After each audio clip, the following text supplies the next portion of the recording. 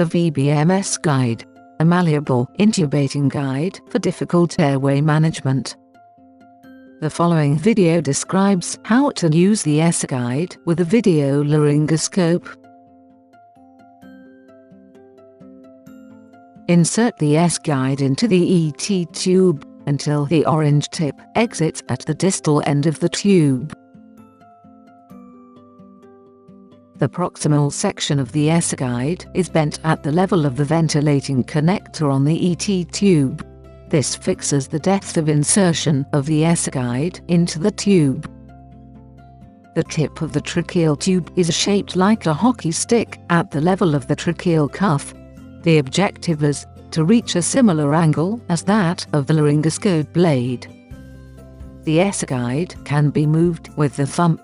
It will slide into the tracheal tube. The orotracheal tube dance is a technique to guide the distal tip of the ET tube toward the trachea. By combining rotation of the orotracheal tube and withdrawal of the S-guide, a three-dimensional dancing motion at the distal end of the tube is achieved.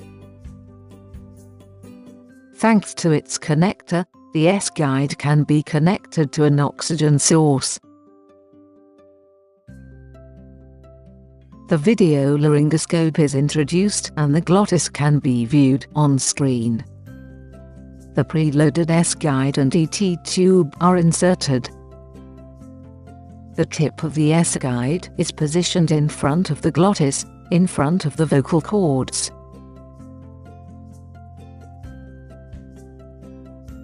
The S-guide is withdrawn with the thumb, and the tip of the ET tube is moved upwards.